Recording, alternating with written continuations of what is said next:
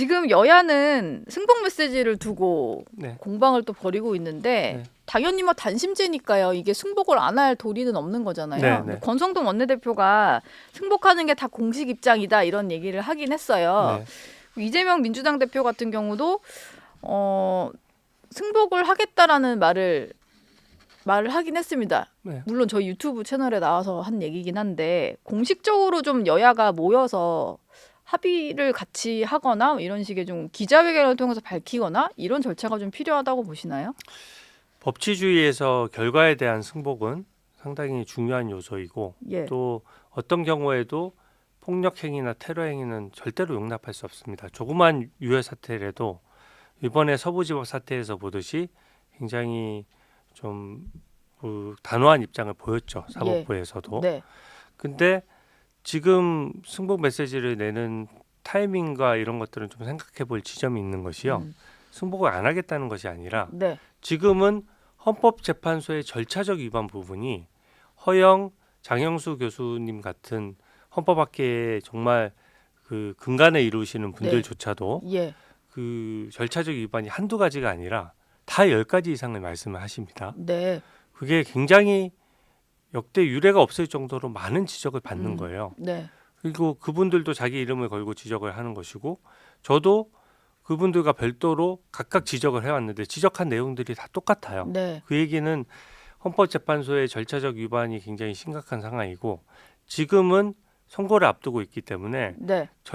대통령과 대통령 변호인단 입장에서는 절차적인 위반을 강력히 주장하고 지적해야 되는 타이밍이지 네. 이게 지금 승복 메시지는 절차적인 부분도 승복한다는 걸로 잘못 읽힐 수 있으니까. 읽힐 수 있기 때문에 저는 승복은 당연한 법치주의의 어떤 절차지만 그 메시지를 내는 것은 지금 이 재판 진행 경과와 충돌하는 측면이 있다. 예. 그래서 이 부분은 절차적인 위반을 어떻게 주장하는 방법이 하나밖에 더 있겠습니까?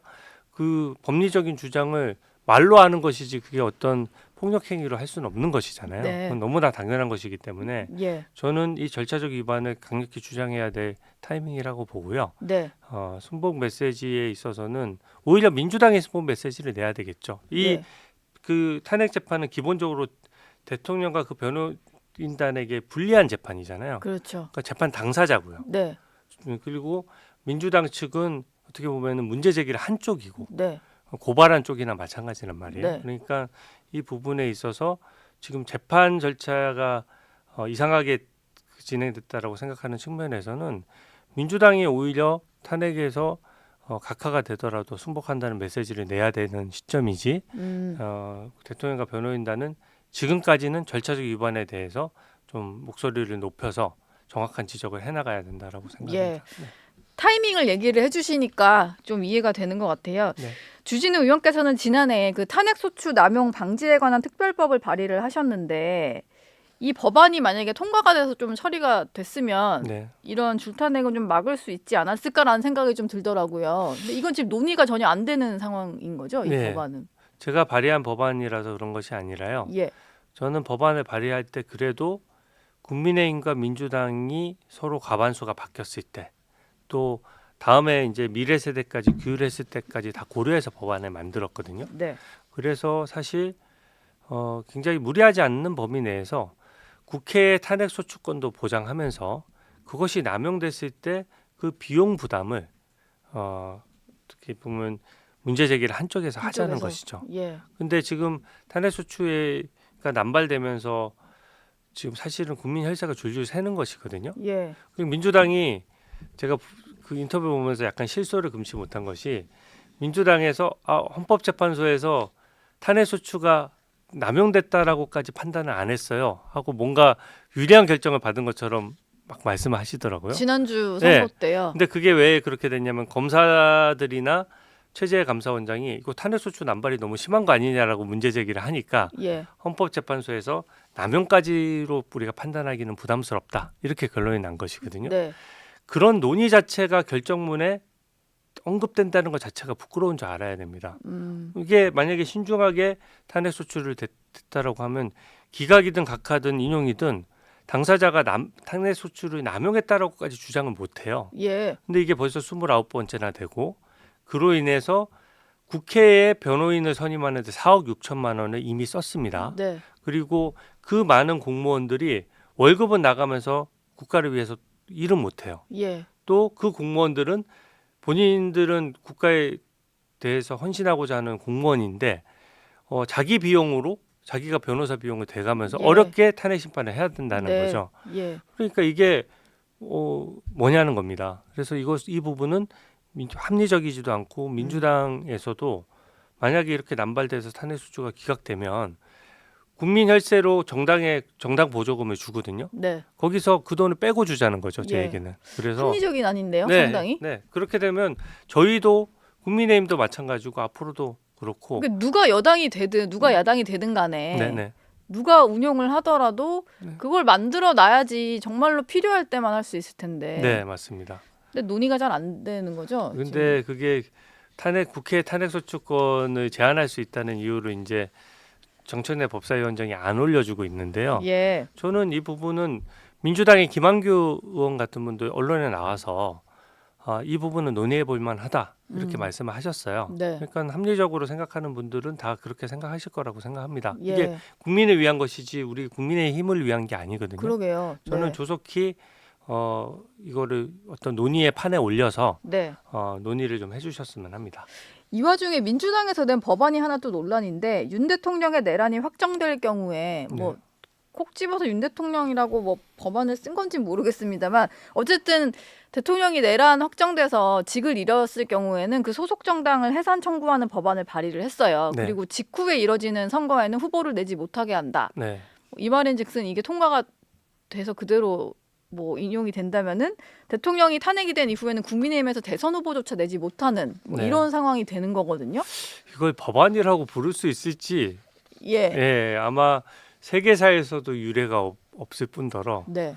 이렇게 머릿속으로 법안을 만들어내나 봐요. 그 법안을 만들려고 하면 기본적으로 해외 입법례도 조사하고 여러 가지 이 작구나 문구상으로 다른 법과 상충되지 않는지도 다 살펴봐야 되거든요. 네. 이거는 법안을 그냥 이재명 대표한테 보라고 만든 법안이에요. 저희 이렇게 열심히 하고 예. 있습니다. 저 좀 잘 봐주세요. 이런 네. 법안으로 느껴지고 전혀 국민을 위한 법안이 아닌 것이 네. 지금 명백히 지금 윤석열 대통령을 겨냥하고 있는 것이 네. 대통령이 내란죄로 파면 또는 그러니까 탄핵 소추가 인용될 때를 대비하는 거죠. 네. 또 유죄가 났을 경우에는 이제 그 정당은 해산도 되고 네. 그 다음에 그 대통령 후보도 못 낸다는 못 거예요. 내고. 그러면은 그 말대로 해서 그 법이 통과됐다라고 가정하면 저는 탄핵 소추가 기각 또는 각하될 거라고 생각하지만 만약에 인용된다면 그러면은 이재명 대표는 무투표 당선되는 거고요. 예. 그리고 국민의힘이 해산돼서 공산당처럼 민주당 일당 체제가 되는 거예요. 네. 우리나라 국민들의 그 민주주의에 대한 어떤 열망과 수준이 얼마나 높은데 네. 감히 국민들 앞에 어떻게 이런 법안을 내놓을 수가 있습니까?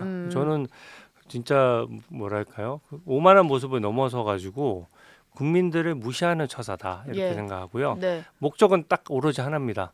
이재명이 대통령 될 거, 민주당 의원들 입장에서 이재명이 대통령 될 것 같잖아요. 네.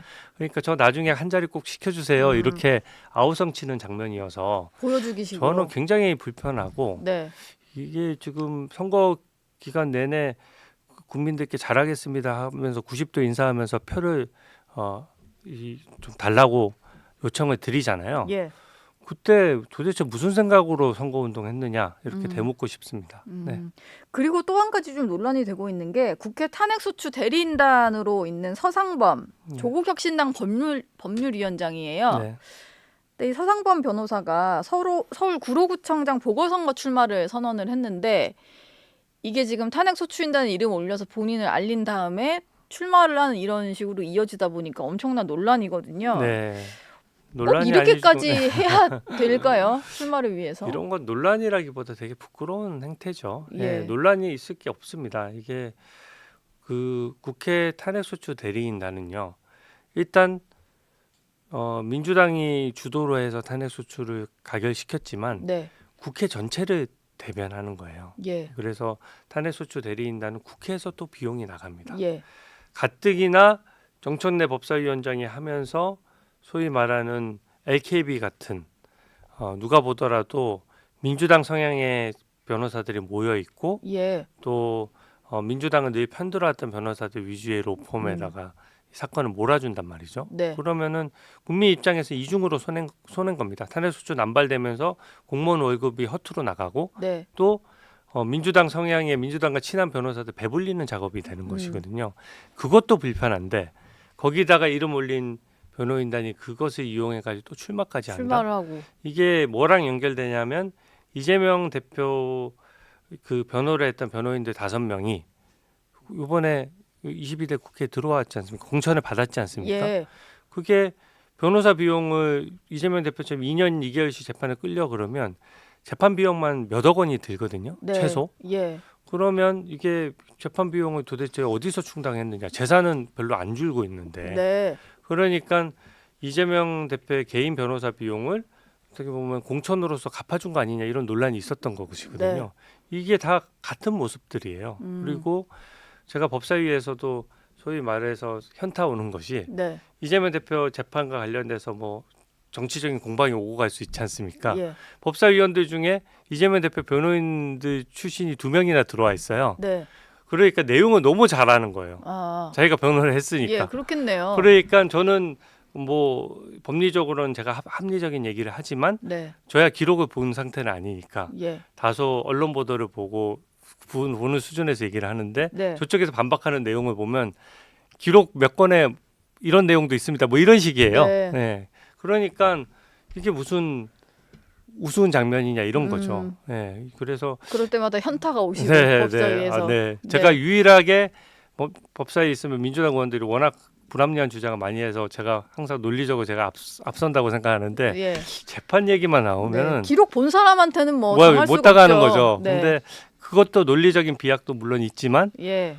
그게 이재명 대표 변호를 했던 변호인을 국회의원으로 영입한다는 게 말이 됩니까? 저는 그게 전부 그 오만한 모습들이 쌓여서 민주당은 지금 갸우뚱할 거예요. 왜 이렇게 지지율이 안 오르고 박스권에 갇혀 있지? 네. 이런 모습들이 쌓여서 이제는 이게 그 어쩌다가 한 번이 아니고 매번 이게 이분들의 아이덴티티고 이분들의 이 정당의 본 모습이다, 본질이다 이렇게 보여지기 때문에 예. 저는 민주당이 수권 세력으로서는 아직 많이 모자라다 이렇게 예. 생각합니다. 많이 모자라다. 예. 마지막으로 이 질문을 하나 드려야 될 것 같아요. 왜냐하면 다음 주에 26일에 이재명 대표의 공직선거법 항소심 선고가 예정이 되어 있잖아요. 네, 네. 근데 이걸 앞두고 이 대표가 위헌법률 제청 신청을 또 했는데 이거는 실효가 없어 보이거든요. 네. 근데 왜 자꾸 신청을 하는 걸까요? 이게 항상 모든 행동에는 노림수가 사실 숨어 있는 것이거든요.